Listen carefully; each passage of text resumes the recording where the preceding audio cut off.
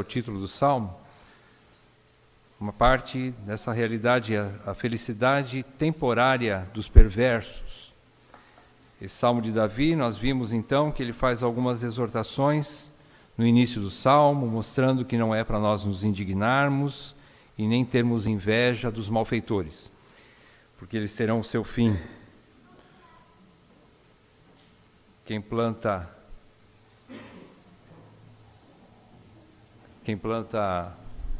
café não vai colher abóbora, né? E aquilo que cada um plantar, isso ceifará. E assim Davi começa a falar sobre essa realidade, e ele também exorta, a partir do versículo 3 até o versículo 7, aí ele dá algumas exortações de como nós, cristãos, crentes em Cristo, justos, devemos nos comportar diante dessa realidade da vida. Ele mostra assim, então, Davi como um velhinho que está bastante maduro. Ele diz, no versículo 25, que já é velho, e já passou pela mocidade, e ele chega então a essa maturidade, e ele diz, obrigado, irmão, que já tem experiência para entender que ao longo de toda a sua vida ele viu que o justo jamais foi desamparado por Deus, nem a sua descendência mendigar o pão. Então ele faz essa exortação. E agora nós vamos ler então do versículo 16 até o fim, são 25 versículos. Vamos tentar fazer esse apanhado. Vamos condensar os ensinamentos de Davi para nós nessa noite, nesses versículos. Vamos ler a partir do versículo 16. Mais vale o pouco do justo que a abundância de muitos ímpios, pois os braços dos ímpios serão quebrados, mas os justos, o Senhor os sustém. O Senhor conhece os dias dos íntegros, a herança deles permanecerá para sempre. Não serão envergonhados nos dias do mal, e nos dias da fome se fartarão. Os ímpios, no entanto, perecerão, e os inimigos do Senhor serão como o viço das pastagens, serão aniquilados e se desfarão em fumaça. O ímpio pede emprestado e não paga. O justo, porém, se compadece e dá. Aqueles a quem o Senhor abençoa possuirão a terra, e serão exterminados aqueles a quem amaldiçoa. O Senhor firma os passos do homem bom, e no seu caminho se compraz. Se cair, não ficará prostrado, porque o Senhor o segura pela mão. Fui moço, e já agora sou velho, porém jamais vi o justo desamparado, nem a sua descendência mendigar o pão. É sempre compassivo e empresta, a sua descendência será uma bênção. Aparta-te do mal, e faz o bem, e será perpétua a tua morada. Pois o Senhor ama a justiça, e não desampara os seus santos. Serão preservados para sempre, mas a descendência dos ímpios será exterminada. Os justos herdarão a terra e nela habitarão para sempre. A boca do justo profere a sabedoria, e a sua língua fala o que é justo. No coração tem ele a lei do seu Deus. Os seus passos não vacilarão. O perverso espreita ao justo e procura tirar-lhe a vida, mas o Senhor não o deixará nas suas mãos, nem o condenará quando for julgado. Espera no Senhor, segue o seu caminho, e ele te exaltará para possuíres a terra. Presenciarás isso quando os ímpios forem exterminados. Vi um ímpio prepotente a expandir-se qual cedro do Líbano. Passei, e eis que desaparecera. Procurei-o, e já não foi encontrado. Observa o homem íntegro e atenta no que é reto, porquanto o homem de paz terá posteridade. Quanto aos transgressores, serão a uma destruídos. A descendência dos ímpios será exterminada. Vem do Senhor a salvação dos justos. Ele é a sua fortaleza no dia da tribulação. O Senhor os ajuda e os livra-os dos ímpios e os salva, porque nele buscam refúgio. Vamos orar? Pai, nos alegramos em poder abrir um salmo como esse. Nos alegramos em poder ver uma realidade de forma tão clara diante dos nossos olhos sobre a vida humana e este mundo. Nos alegramos, Senhor, em poder receber, através da inspiração do Teu Espírito na vida de Davi, essa realidade. E também uma exortação à fé. E nessa noite, nós rogamos que mais uma vez o Teu Espírito use a Tua palavra nesse salmo para nos instruir, para nos convencer, para nos fortalecer na fé, para fazer-nos olhar para o alto e não somente para essa sujeira aqui nesse mundo, para que tenhamos alento em nossos corações, coragem de prosseguir nessa caminhada a glorificar o Teu nome, ainda que com perdas, e que assim possamos continuar firmes na fé em Jesus Cristo e servindo ao Teu reino. Não de forma passiva, mas de forma ativa. Ajuda-nos, ó Espírito Santo, a compreender e a viver essas verdades. Nós Te pedimos tudo isso no nome santo do nosso Senhor Jesus Cristo. Amém. Amém. Meus irmãos, como nós já vimos então na primeira parte, a semana passada, vimos então o velhinho Davi falando conosco, realidades sobre a vida, um homem experiente, um homem que já passou por muitos erros, um homem que já cometeu muitos enganos, ele mostrando então que a velhice traz algo de muito bom, as cãs nos trazem sabedoria a respeito da realidade da vida. E como isso é importante para nós. Como é bom nós podermos pegar o exemplo de homens que já caminharam por um caminho que nós estamos agora, quem sabe entrando nele, e podemos ver que há sim um caminho a seguir, que é possível chegarmos ao fim de uma caminhada firmes na fé em Cristo.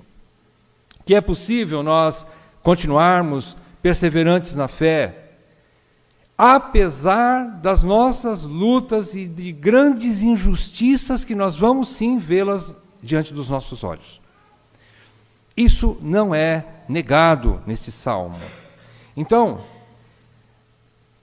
como subtítulo, ou como segundo título, dessa parte agora, a partir do versículo 16 até o versículo 40, esses 25 versículos que nós lemos, a gente poderia dizer que um título que a gente poderia colocar aqui é um contraste entre a semeadura e a colheita na vida do justo e do ímpio. Irmãos, está claro, não tem muito o que explicar nesses versículos. Está bastante claro, como o livro de Provérbios nos ensina, o livro de Eclesiastes também bastante, e Salomão tem este mesmo, a mesma didática do seu pai, quando escreveu esse Salmo 37, Davi, em outros salmos também, mas é um salmo de instrução, e é um salmo que faz essa comparação bem clara, bem óbvia, bem fácil de compreender, entre a realidade do justo e do ímpio. E o final, a colheita que vai acontecer, que vai ser inevitável.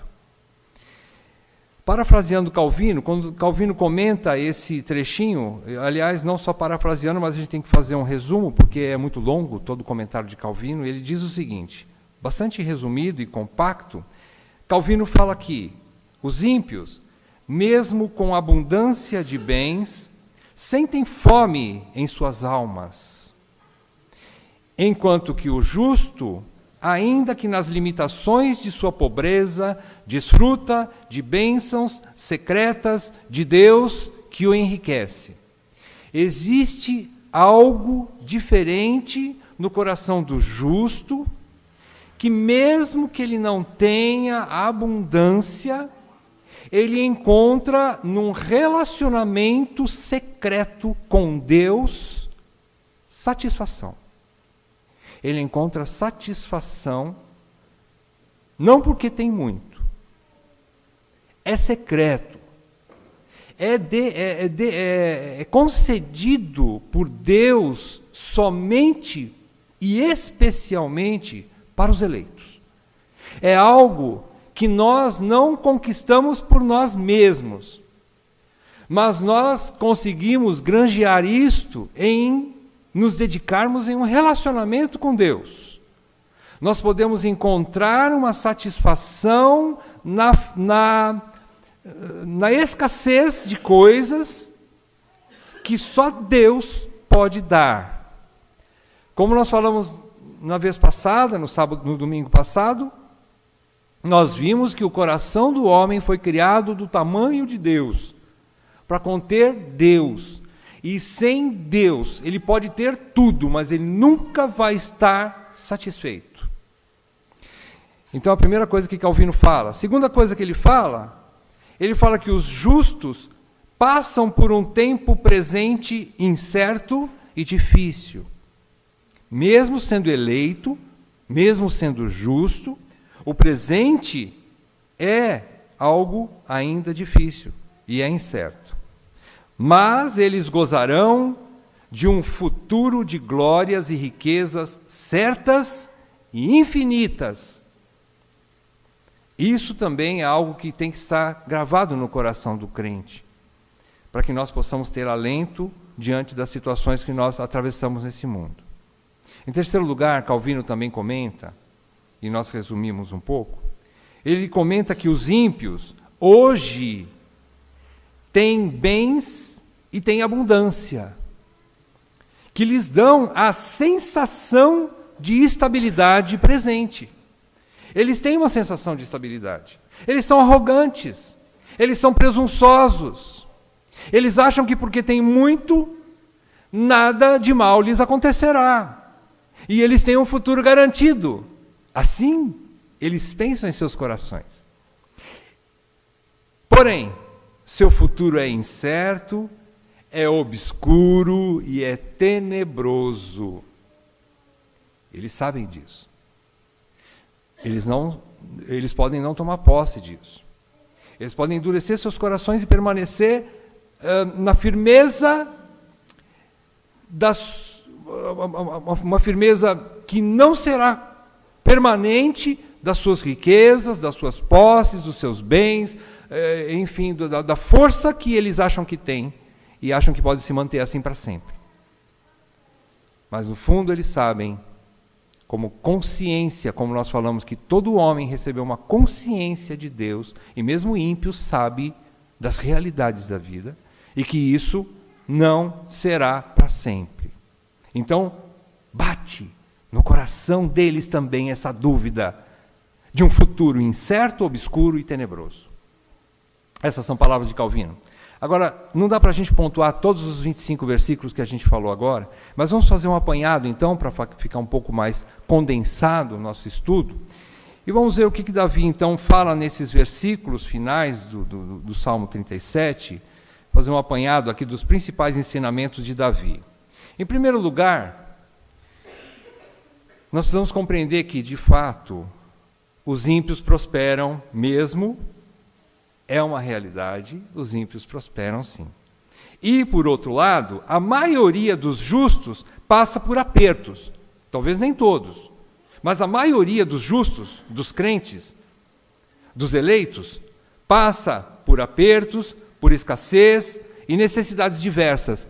Isto é uma realidade que nós precisamos crer. Nós precisamos entender que é assim mesmo. É uma realidade.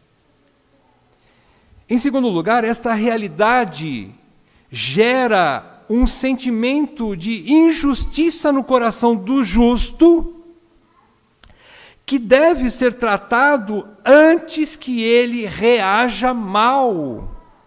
Isso Davi já falou no começo do Salmo. Ao longo desse Salmo, mais uma vez, ele faz pelo menos duas exortações aqui, no versículo 27, aparta-te do mal e faz o bem.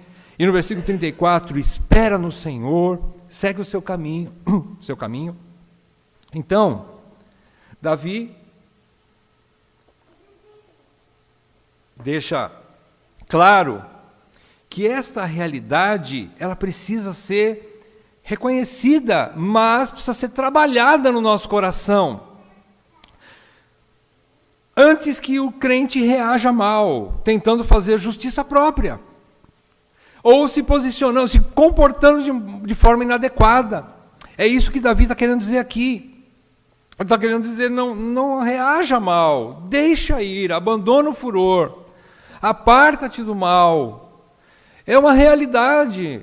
Davi, como mais velho, está querendo falar para nós, mais novos, que essa é uma realidade do mundo, da vida. E a gente precisa compreender isso. Agora, como que nós aplacamos, então, esse sentimento de que nós, eleitos, crentes, que abandonamos práticas pecaminosas do passado, quando nos convertemos ao Senhor, deixamos de fazer coisas ímpias, deixamos a impiedade, deixamos os maus caminhos, deixamos a trajetória de pecado para viver na luz, para ser filhos da luz, para vivermos segundo a palavra de Deus, depositamos toda a nossa confiança em Deus, depositamos toda a nossa confiança nas suas promessas da palavra e vivemos numa situação difícil. Como que nós tratamos isso? Como que nós vencemos essa ferida dentro da nossa alma? Como que nós podemos trabalhar isso na nossa mente para que nós não nos desesperemos e não partamos para uma ação inadequada? Como? Então Davi continua falando. Por isso que esse salmo é longo, repetitivo, mas ele bate na mesma tecla. Então ele diz, na sequência, mesmo em necessidades, o justo é suprido e satisfeito com a graça divina, coisa que o ímpio não tem, e por isso nunca será plenamente satisfeito. Repetindo então, aquilo que já foi falado por Calvino, agora nós trocamos em miúdo, quer dizer que o crente vai receber algo secreto de Deus. Pela graça, ele será satisfeito, a sua ira será aplacada, o seu desejo de fazer vingança será aplacado, porque ele vai compreender que Deus lhe dará graça e que nada lhe faltará. Que ele, apesar de ter necessidades, nada lhe faltará. Apesar de não ter tudo o que ele quer, nada lhe faltará. Ele será convencido por Deus. A graça de Deus lhe convencerá o coração e aplacará esse sentimento de querer fazer alguma coisa contra um mundo injusto. Porque nós vivemos, irmãos, num mundo hostil. Este não é o nosso mundo. Aqui não é a nossa terra. Aqui não é a terra prometida ainda. Aqui é um deserto que nós estamos passando. Aqui ainda não é a nossa casa. Este mundo é um mundo hostil. Nós precisamos entender isso. Este mundo é um mundo ímpio. E é o mundo dos ímpios. Esse mundo não é o mundo do cristão. E então Davi começa a dizer isso. A graça de Deus vai fazer com que haja satisfação, quietude no coração do crente, para que ele não reaja mal. Outra coisa que Davi fala, toda a extensão da vida, ou a longevidade, tanto durante a vida, ou seja, a longevidade de todos nós, quanto o futuro do justo, vem de Deus. Ele entende isso, que vem de Deus, que lhe reserva um final feliz e glorioso. Ele começa a enxergar pela fé e começa a pensar com a mente da fé, pautada nas promessas da palavra de Deus. Então, ele começa a encontrar descanso, como ele disse aqui, que a graça de Deus vai satisfazer, e na prática, como é que isso acontece? Acontece quando o crente tem intimidade com as promessas de Deus, da sua palavra. Quando ele enche o seu coração e a sua mente com a palavra de Deus. sem se alimentar da palavra de Deus, nós vamos ficar ansiosos demais.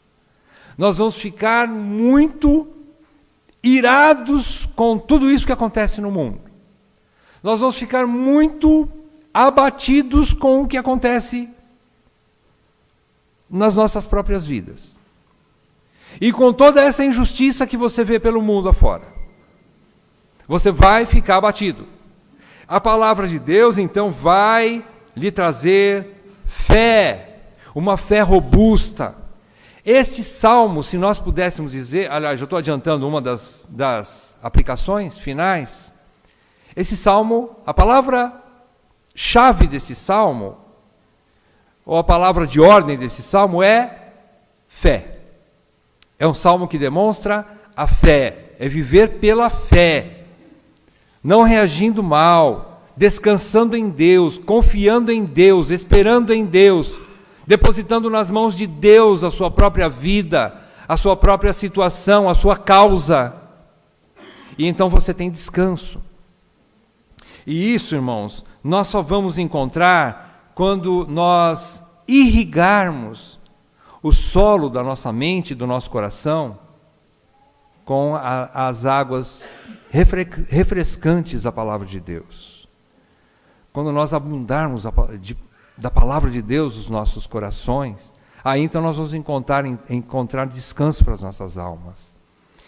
Somente dessa forma. Outra coisa que Davi também fala nesse salmo para trazer anestesia ao coração sofrido dos seus irmãos mais novos, é que o ímpio sobrevive pela sua própria força e malícia, e mesmo podendo desfrutar de abundância aqui e agora, por algum tempo, Deus lhe reserva um final trágico e eterno. Isso também, de certa forma, gera conforto no coração do justo oprimido. Leiam comigo o versículo 34. Ele diz: espera no Senhor, segue o seu caminho, e Ele te exaltará para possuires a terra. Presenciarás isso quando os ímpios forem exterminados. Meus amados irmãos, se nós não pudéssemos contar com a justiça justíssima e perfeita de Deus quanto aos rebeldes, a nossa alegria não seria completa. Jesus prometeu que nele, com a alegria dele, a nossa alegria seria completa. Como que vai ser completa a nossa alegria? Em primeiro lugar, estando com ele por toda a eternidade na glória, sem dúvida.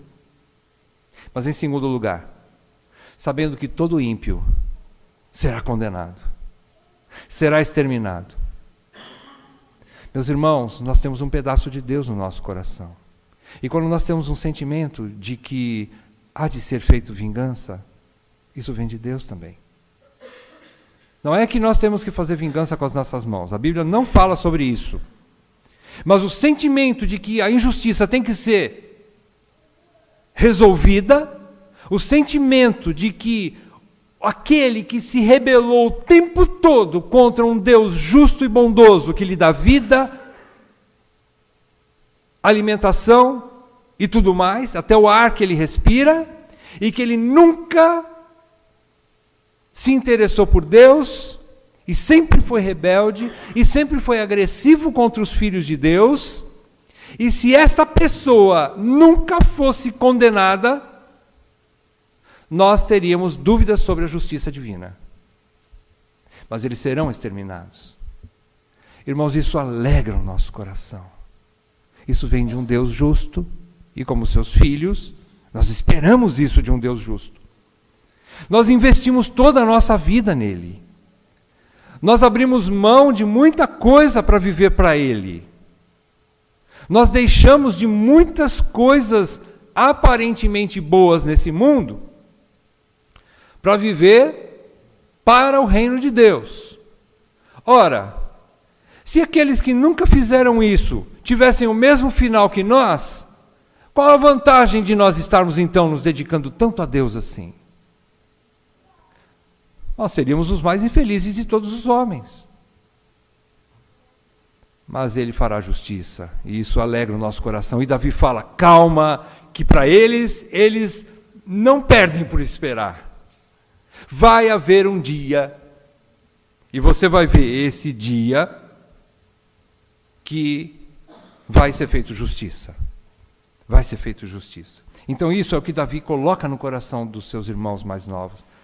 Calma, tenha calma, não reaja mal. Coloca diante de Deus, espera em Deus.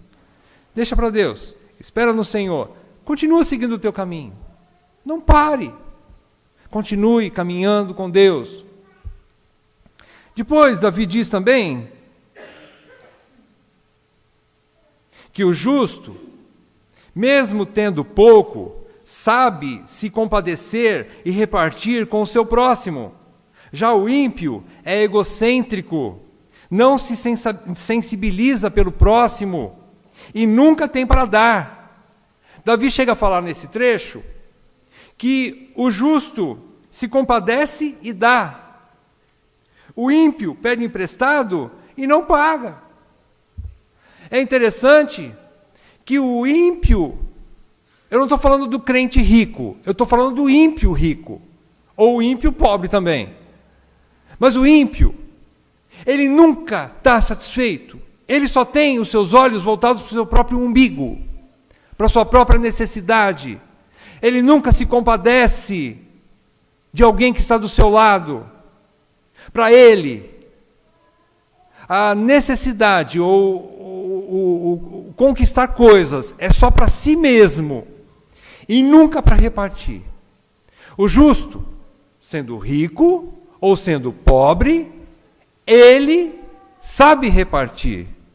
O justo, sendo rico ou sendo pobre, ele não tem os seus olhos voltados somente para si. Ele reparte. O crente reparte. É interessante que mesmo o crente pobre sabe repartir. Ele reparte do pouco que ele tem, mas ele reparte.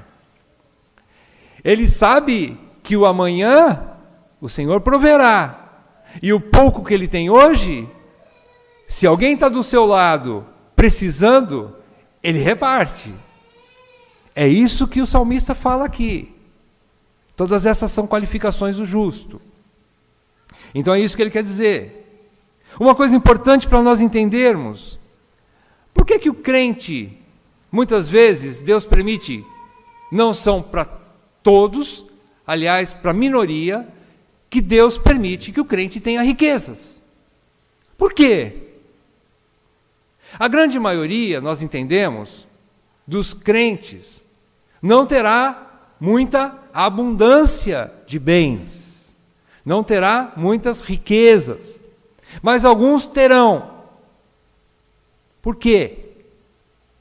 Porque para esse, Deus deu um talento especial de ganhar, e está sobre ele uma responsabilidade maior de repartir. Deus concede graça a não muitos, a poucos, e o crente que se enriquece, ele deve fazer pelo menos 3 perguntas para si mesmo e diante de Deus. Primeiro, quem me deu essas riquezas? Foi Deus. Ora, se vem de Deus, então não é minha. Eu sou mordomo dos bens de Deus. Eu administro os bens de Deus. São talentos que Deus coloca na minha mão. A uns, diz a palavra de Deus nos evangelhos, que Deus deu 5 talentos, para outro deu 3, para outro deu 1 só.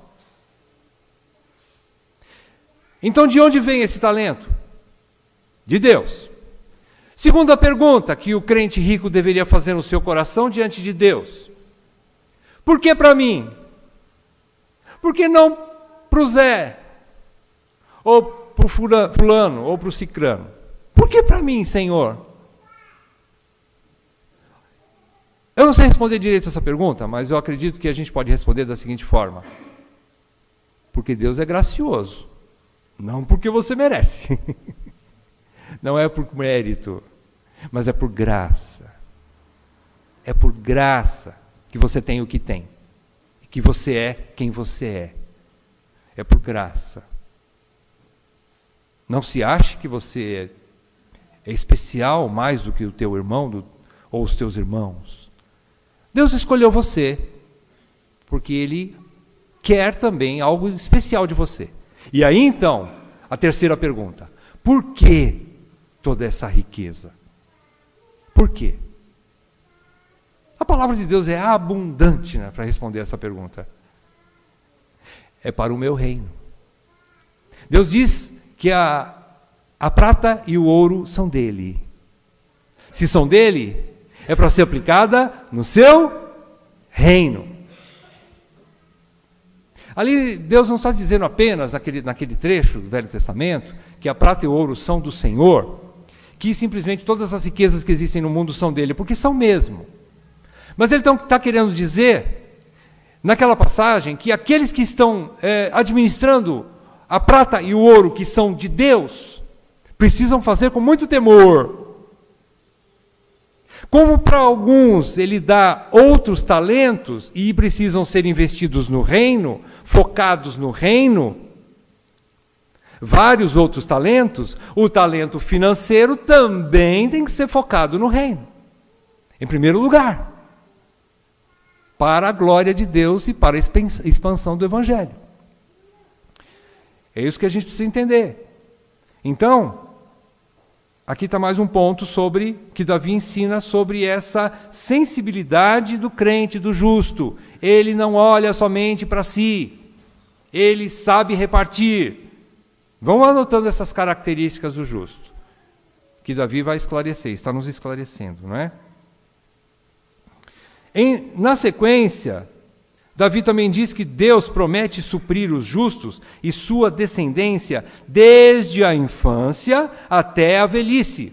Os justos podem não ter tudo o que querem, mas sempre terão tudo o que realmente precisam. Aqui há um consolo para nós, para aqueles que não têm abundância. Provavelmente a maioria de nós aqui não terá tudo o que deseja no seu coração. Eu desejo muitas coisas e possivelmente, há uma grande possibilidade de eu não ter nem 10% do que eu quero. Mas há uma promessa maravilhosa de Deus, que tudo que eu realmente preciso, nada me faltará. O que eu preciso para sobreviver, não me faltará. O que eu preciso para me manter vivo, sustentando minha família e provendo as minhas necessidades, e quem sabe Deus me dê graça e um coração amolecido para repartir ainda com outros, isso não faltará. Não faltará. E tudo isso, então, Davi coloca no coração dos seus irmãos, para que eles tenham tranquilidade no seu coração, para que eles não reajam mal, para que eles saibam ter maturidade de ficar quieto e esperar que Deus fará toda essa justiça plenamente, que eles devem continuar caminhando em adoração a Deus, que eles devem continuar caminhando, adorando, entregando o seu caminho ao Senhor, confiando nele, e nisso glorificando o seu nome, vivendo em prol do reino, olhando para viver bem dentro da terra, como ele diz no versículo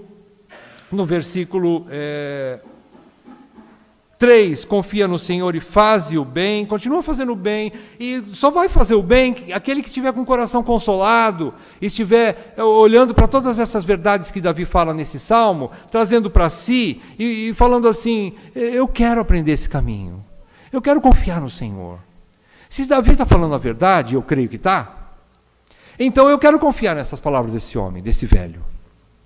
Se ele já passou por tudo isso e viu que o justo nunca sofrerá uma perda tal que ele fique desamparado, ou que a sua descendência seja necessária mendigar o pão, se isso não vai acontecer, então eu quero ter tranquilidade no meu coração. Irmãos, isso muda o nosso foco de como depositar o nosso tempo no trabalho, de como nos dedicar muito ao trabalho e viver para o trabalho e esquecer da família e principalmente esquecer do reino de Deus.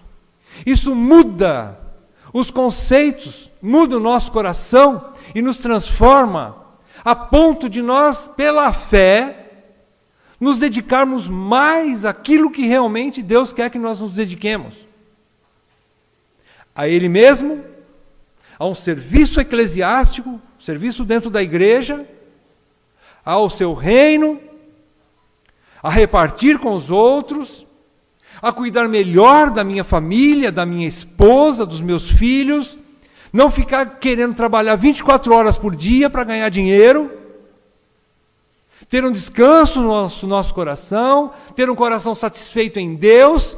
Isso faz com que nós possamos puxar um pouco o freio de mão da nossa carreira tão desenfreada e louca, em busca de dinheiro, de prosperidade, e de querer dar futuro para os meus filhos, entre aspas, porque esse futuro não é o que seu filho precisa.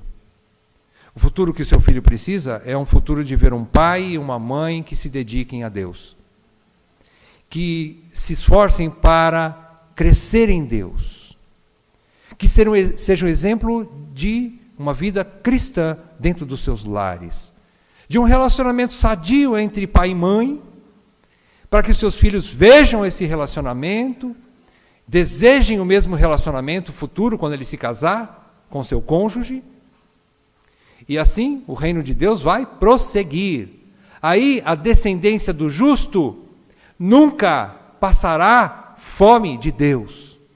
Nunca passará fome de Deus. Teu filho, teu neto vai ver isso. Ele pode não ver um homem que está cheio de grana no banco. Mas se ele vê um homem equilibrado, sério em Deus, comprometido com a sua igreja local, envolvido com as coisas do reino de Deus,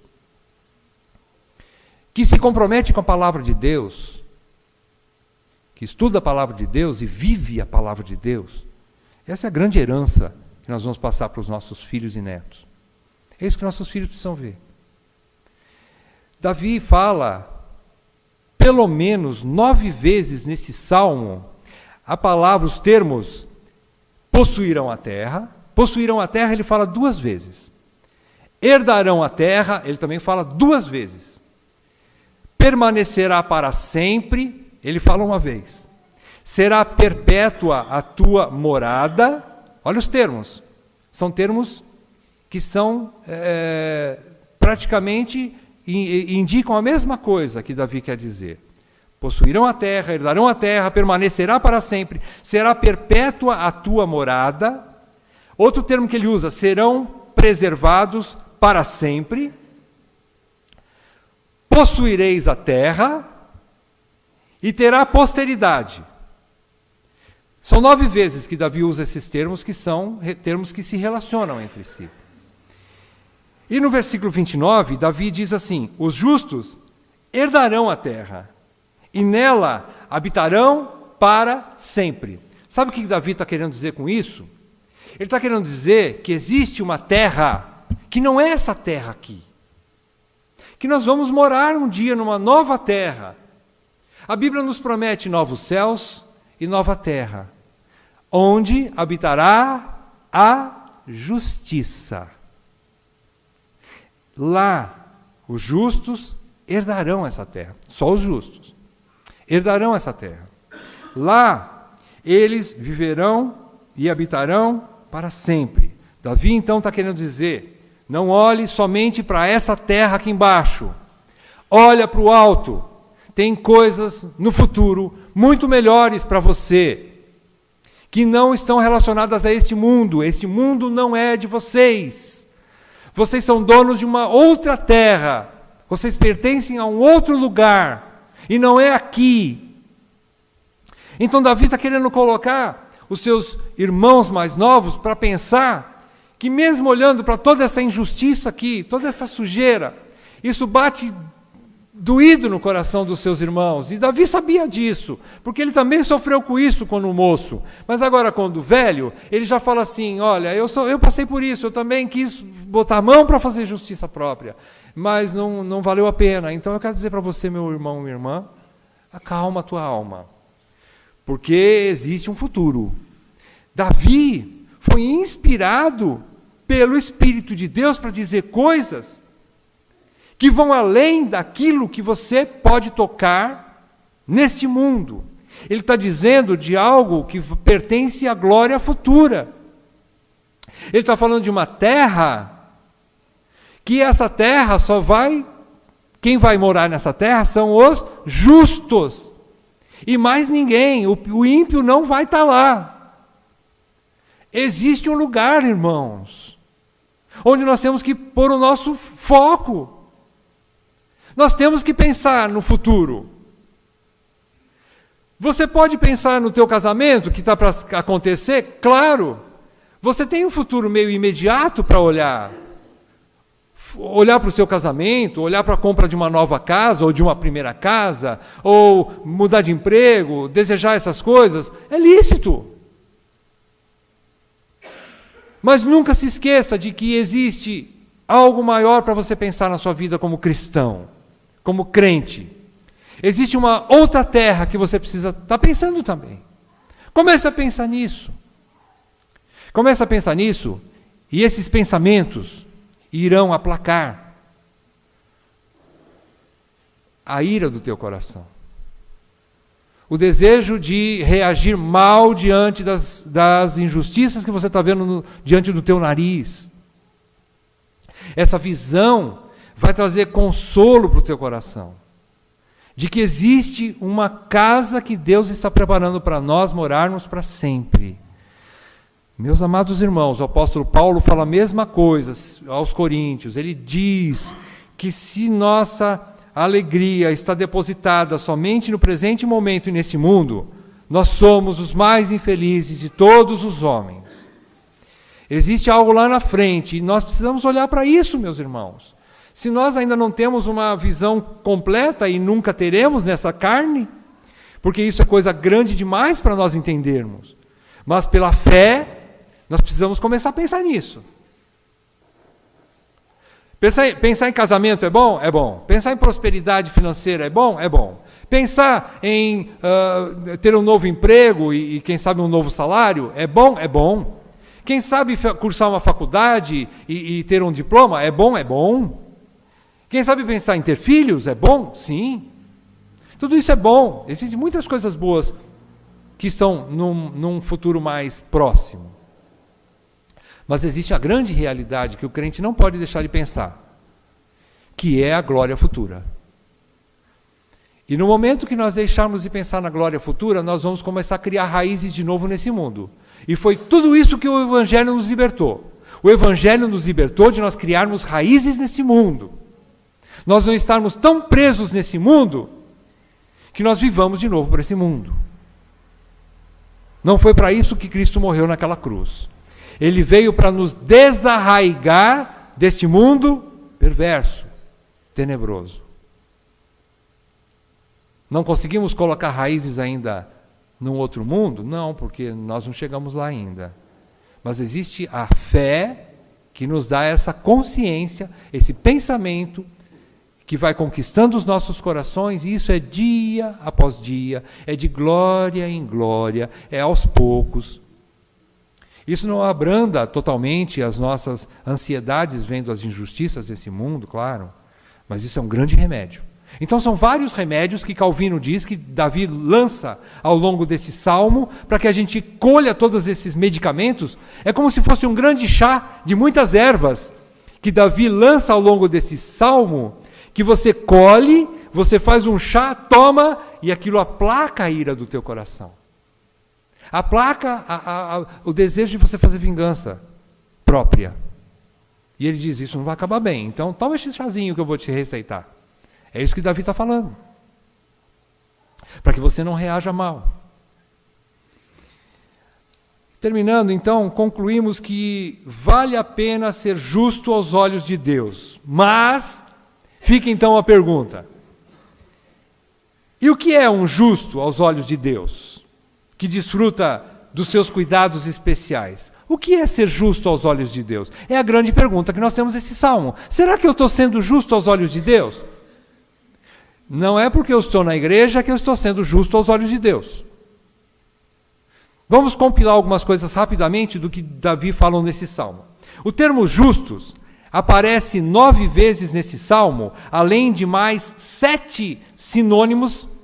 Por exemplo, além dos termos justos, ele menciona no versículo 11 o termo mansos, no versículo 18 o termo íntegros, no versículo 23 o termo homem bom, no versículo 28 a palavra santos, e no versículo 37, 3 sinônimos de justos: homem íntegro, homem reto e homem de paz.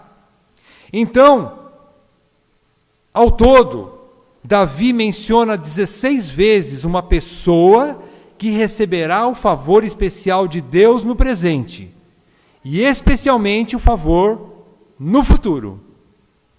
Esse é o justo. E o que Davi afirma que o justo é ao longo desse salmo? Isso nos interessa para que nós possamos conferir as nossas vidas à luz daquilo que o Espírito de Deus usou Davi para ensinar. O que Davi ensinou sobre o justo nesse salmo?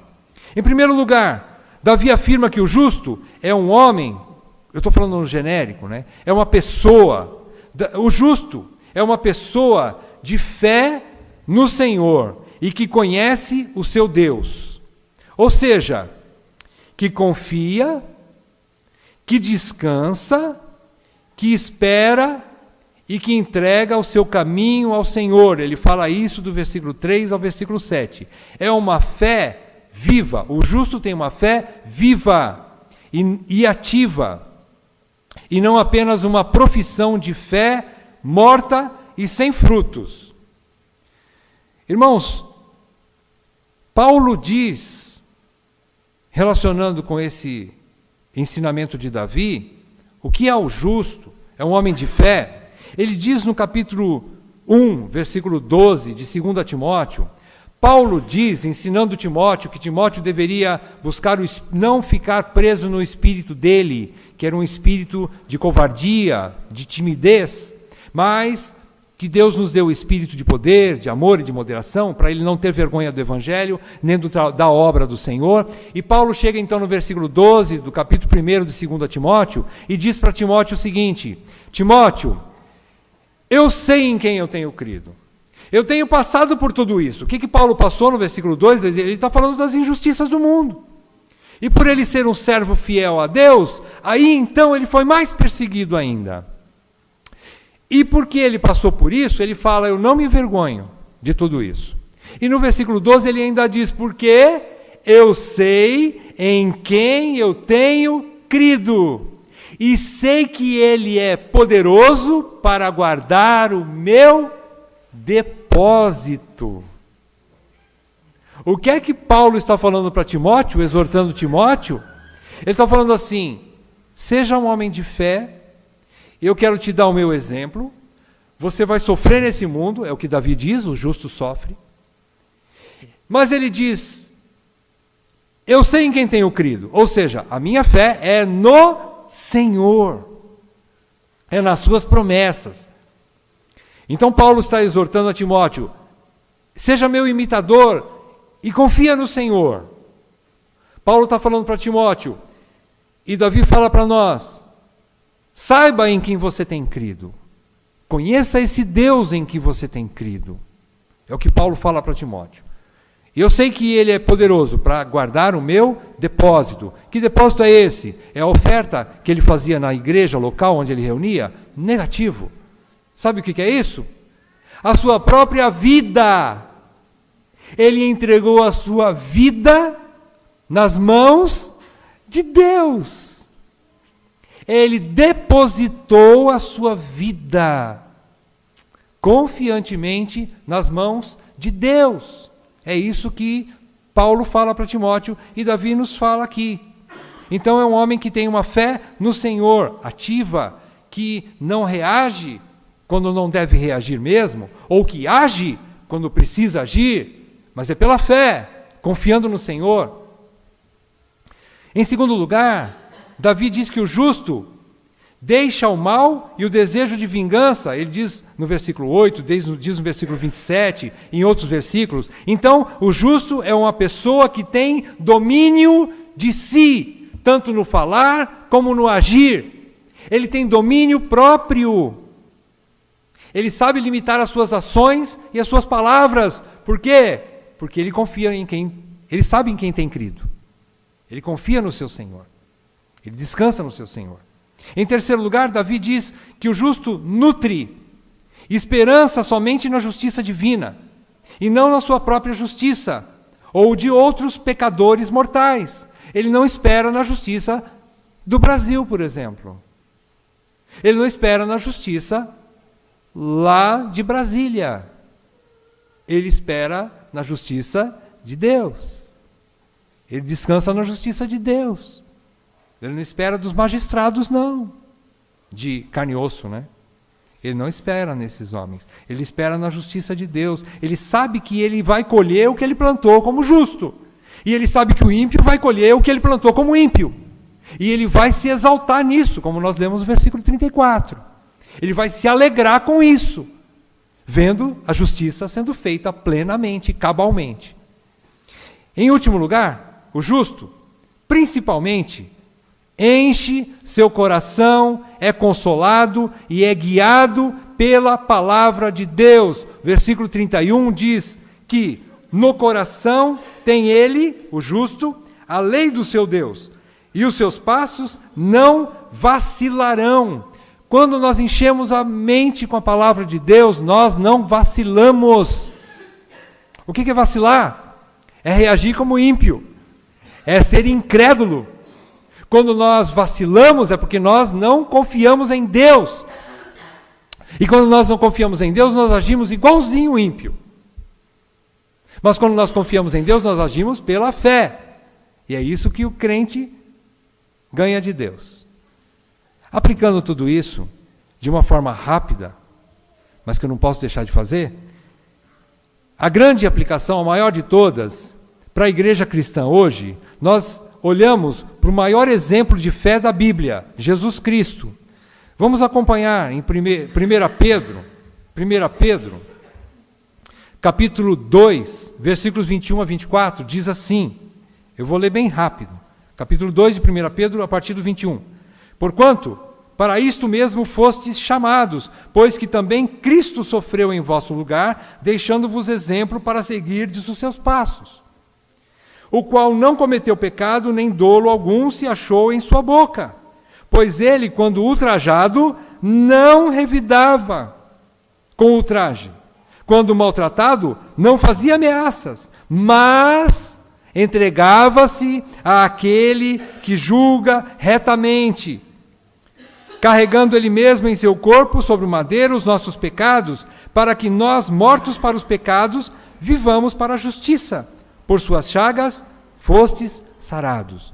Meus irmãos, o maior exemplo de fé da Bíblia é do Filho de Deus. Irmão, Jesus foi um homem de fé. Talvez você nunca ouviu falar sobre isso, eu também nunca tinha ouvido falar. Mas eu ouvi John Piper no seu devocional essa semana falando isso, eu falei, isso serve para o meu sermão. Isso serve para o meu sermão. Se nós estamos falando de fé, e o maior exemplo de fé da Bíblia é Jesus, isso serve para nós. Jesus foi um homem de fé. Principalmente num outro texto que nós vamos ler agora, Hebreus, capítulo 12, versículos 2 e 3, diz assim, Hebreus 12, 2 e 3, diz, olhando firmemente para o autor e consumador da fé, Jesus, o qual em troca da alegria que lhe estava proposta, suportou a cruz, não fazendo caso da ignomínia, e está assentado à destra do trono de Deus. Considerai, pois, atentamente aquele que suportou tamanha oposição dos pecadores contra si mesmo. Isso é injustiça, irmãos. Não é o que você passa, nem o que eu passo nesse mundo. Porque nós somos pecadores. Mas este homem, Jesus, sofreu grande injustiça, sim. porque ele não cometeu pecado algum e ele foi ultrajado. Ele suportou tamanha oposição dos pecadores contra si mesmo, mesmo sem pecado. Mas ele diz para nós atentarmos para esse homem de fé, para Jesus Cristo nosso Senhor. E ele diz, para que não vos fatigueis, desmaiando em vossa alma. Ou seja, não seja tão coxinha. Não seja coxinha. Busque forças em Deus. Levanta, meu irmão, minha irmã. Não fica caído, não. Você não passou uma fraçãozinha do que o teu Senhor passou. Levanta. Continua caminhando. Olha firmemente para Jesus, o autor e consumador da tua fé. Ele sofreu injustiça de verdade, você não. Você não tem direito de ficar de cama, embora muitas vezes nós fiquemos, não é? Mas por breve momento, viu? Porque depois você tem que levantar e continuar. Por causa das injustiças do mundo, por causa de coisas que lhe dão ansiedade, depressão. Mas depois tem que passar. Depois você olha para tudo isso, você olha para Jesus e você fala, não. O que eu estou passando não é injustiça, não. Ou se for injustiça, é muito pequena em relação àquilo que ele passou. Então esse, irmãos, é o grande exemplo de fé da Bíblia, Jesus Cristo. E agora, algumas aplicações rápidas para nós mesmos. Em primeiro lugar, a palavra de ordem, então, desse salmo é, tenha fé no Senhor. Repetindo. Segundo lugar, faça a sua corrida, independente dos outros que correm de maneira desonesta ao seu lado, mesmo que eles tenham sucesso e você não. Faça a sua corrida. Tem um filme de corrida de cavalo que eu gosto muito, eu não sei o nome agora, que fala sobre uma corrida de uma égua que não tinha nada para ser campeã, mas ela foi campeã várias vezes. Ela venceu várias vezes. Qual era o lema da dona da égua? Vamos fazer a nossa corrida. Todo mundo falava assim, essa égua não presta para nada, ela tem isso, ela tem aquilo, ela não serve para corrida, ela pode servir para muitas coisas, menos para correr. E ela foi campeã, muitas vezes. Ela tem um nome meio complicado, não lembro agora. E não importa também. Eu sei que o lema era esse, faça a sua corrida. Não olhe para aquele que está na baia do teu lado. Ou na baia não, na raia do teu lado. Ele está prosperando? Davi fala, não olhe para ele, não fique focando na vida dele, olha para a tua. Faça a tua corrida. Foca no alvo. Foca na tua raia. Deixa que o ímpio prospere, porque ele vai, uma hora ele vai encontrar o dele. Você faça a tua parte, faça a tua corrida. Em terceiro lugar, foque firmemente no alvo da glória futura, prometida aos fiéis, e não fique patinando sobre os problemas atuais de sua vida e do mundo o tempo todo. Você assiste noticiário, você vê muita coisa ruim. Você olha para a tua vida, você vê muita coisa ruim. Muitas coisas não vão bem. Mas não fique focando o tempo todo nisso. Tem coisa importante para você fazer na vida, além de ficar murmurando, reclamando e só olhando para as coisas que estão erradas. Se você fizer isso o tempo todo, você não vai caminhar, você vai ficar patinando na lama da sujeira que está embaixo dos seus pés. E Deus está querendo que você continue caminhando. Ele diz assim, espera no Senhor e segue o seu caminho. Segue o seu caminho. Deus espera muito mais de você e de mim. Apesar dos nossos problemas e desilusões da vida. Apesar de tudo isso, Deus espera muito mais de nós. Em último lugar, não tire, irmãos, não tire, eu imploro para cada um de nós aqui nessa noite. Não tire sua atenção da bússola de Deus, que o guiará pelo caminho reto e você não vacilará. Encha ricamente seu coração com a palavra de Deus. Nós estamos batendo nessa tecla, vocês percebem? Quase que toda reunião. Porque é vital para a nossa caminhada. O atleta que não se alimenta bem, ele não tem forças para continuar caminhando, para continuar no seu exercício. Você e eu precisamos ter momentos devocionais com a palavra de Deus. Não basta só você comer esse pouquinho aqui no domingo. Você precisa todo dia ter momentos de se alimentar com a palavra de Deus. E o crente que não faz isso, ele vai vacilar. Ele vai vacilar. Ele vai achar que as coisas estão erradas, que Deus errou com ele, que os pais erraram com ele, que o cônjuge errou com ele, que o pastor errou com ele, e que os presbíteros não valem nada, e que a igreja não presta. Ele vai vacilar. Porque está vazio de Deus. Ele está focando no alvo errado. Ele não está se alimentando. E ele vai vacilar. Vamos fazer uma oração? Pai, nós te pedimos que essa palavra continue trabalhando em nossos corações, Senhor. Nós te pedimos que essa palavra não seja lançada fora, mas que cada um agasalhe essa palavra no seu coração para conferir a sua vida diante do Senhor. Não para a glória de homem nenhum e nem de si próprio, mas para a tua glória. Nós te pedimos que essa palavra esteja incomodando os nossos corações, a ponto de nos levar a uma posição diante do Senhor. A nos posicionarmos como verdadeiros cristãos diante de Ti, diante do mundo, diante do inimigo. Senhor, ajuda-nos, Senhor, através dessa palavra, a ganharmos uma fé mais robusta em Ti. Pai, fortalece a nossa fé em Ti, Senhor, para que nós não sejamos tão melindrosos nesse mundo.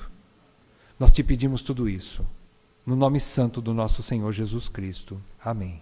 Amém.